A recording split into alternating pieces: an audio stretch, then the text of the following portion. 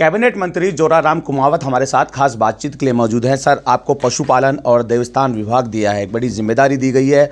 जब बीजेपी विपक्ष में थी तो कांग्रेस पर भ्रष्टाचार के आरोप लगा जा रहे थे और आपके विभाग में भी कई आरोप लगे थे भ्रष्टाचार के। इसकी कैसे जांच करवाएंगे? सबसे पहले तो मैं देश के प्रधानमंत्री जी, हमारे लोकप्रिय नेता, विश्व के सबसे लोकप्रिय नेता प्रधानमंत्री जी नरेंद्र मोदी जी को, हमारे राष्ट्रीय अध्यक्ष जेपी नड्डा जी को, हमारे मुख्यमंत्री भजनलाल जी शर्मा जी को, सीपी जोशी जी को, चंद्रशेखर जी को और पूरे प्रदेश और राष्ट्रीय नेतृत्व को धन्यवाद देना चाहूँगा कि उन्होंने मुझे एक छोटे से कार्यकर्ता को यहाँ राजस्थान सरकार में कैबिनेट का दर्जा दिया और मेरे जिम्मे जो सेवा के मंत्रालय है वो मेरे जिम्मे दिए। निश्चित रूप से सेवा के क्षेत्र में शुरू से ही हूँ और मंत्रालय की जिम्मेदारी आज मैंने संभाली है और आज मैंने पदभार ग्रहण किया है। तो एक दो दिन में ये मंत्रालय की जो विभाग की सब अलग अलग विभाग की समीक्षा करेंगे और समीक्षा करने के बाद में उसमें जो भी नवाचार होगा वो नवाचार भी करेंगे। लंपी के समय अनुदान देने की बात कांग्रेस की ओर से कही जा रही थी, लेकिन आज भी कोई ऐसे पीड़ित परिवार है जिनको अनुदान राशि नहीं मिली है। बीजेपी सरकार आने की उम्मीद जता रहे थे और बीजेपी सरकार सत्ता में आ गई, अब उनको उम्मीद बढ़ गई है। जो लंपी के समय में अनुदान उन्होंने देने की घोषणा की थी वो उन्होंने देरी से की। जनता को उस समय जैसे राहत मिलती यदि समय पे करते और लंपी में मरे जो गौ माता है, पशु है, उनको उसी समय जैसे पोस्टमार्टम होता है और उनके वो चिन्हित हो जाते तो समय पे उनको अनुदान मिल जाता, लेकिन देरी से कि इसलिए जनता को उसका लाभ मिला नहीं। रामलला की तैयारी का आह्वान मतलब ये कह सकते हैं कि 22 तारीख को होने जा रहा है। प्रधानमंत्री ने भी दिवाली के तौर पर मनाने की बात कही है।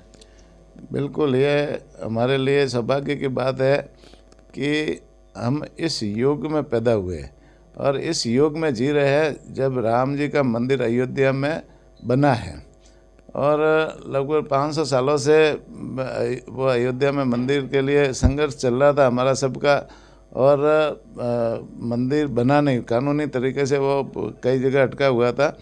अब जैसे वो कानूनी तरीके से फैसला कोर्ट ने दे दिया और वहाँ पे मंदिर का निर्माण भी हो गया, शिलान्यास भी हो गया और आप अभी जैसे 22 जनवरी को उसकी प्रतिष्ठा भी है।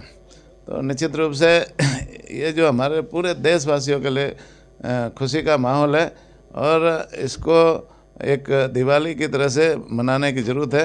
मैं पूरे राजस्थान की जनता को आह्वान करूंगा कि वो 22 जनवरी के दिन अपने घर में अयोध्या मानते हुए, अपने गांव में अयोध्या मानते हुए, अपने शहर में अयोध्या मानते हुए यहाँ के जितने मंदिर है वहाँ पे मंदिरों पे रोशनी करे, वहाँ पे रंगोली करे, मंदिरों के परिसर है पूरे साफ़ सुथरे करे और अपने घरों में दीपक जलाए। दिवाली की तरह दीपक जला करके इस राम मंदिर के उत्सव को एक दिवाली की तरह मनाए। निश्चित रूप से हमारे लिए खुशी की बात है। मंदिर माफिया भी कांग्रेस राज में काफ़ी ज़्यादा निकल कर सामने आया। साधु संतों को धरने प्रदर्शन का सहारा लेना पड़ा।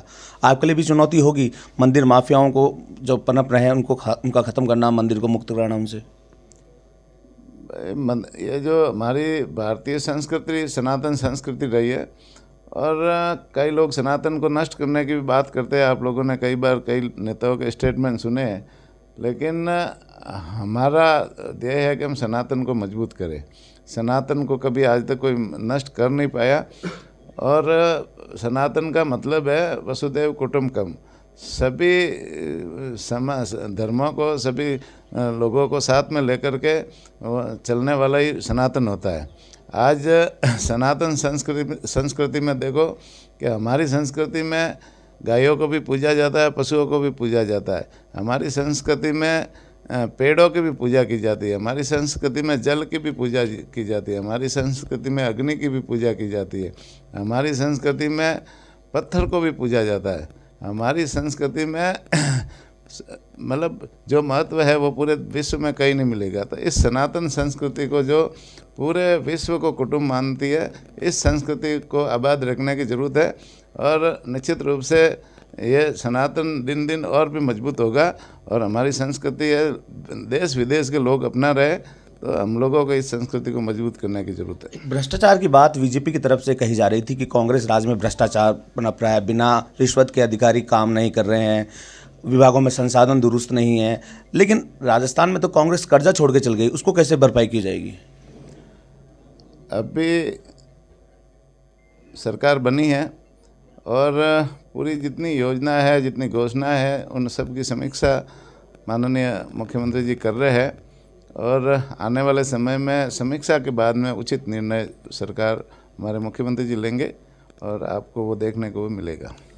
तो ये थे कैबिनेट मंत्री जोराराम कुमावत, जिन्होंने कहा अभी पहले मंथन होगा, मंथन के बाद एक खाका तैयार किया जाएगा, क्योंकि भ्रष्टाचार हर विभाग में है। इस तरह के आरोप बीजेपी की तरफ से लगाए जा रहे थे, लेकिन नया मंत्रिमंडल बनने के साथ जिस तरह जिम्मेदारी दी गई, मुख्यमंत्री खुद एक्शन मोड पर हैं, इसके साथ साथ विभागों के मंत्री भी अब एक्शन मोड में होते हुए नजर आ रहे हैं। वसंत पांडे, TV9 जयपुर।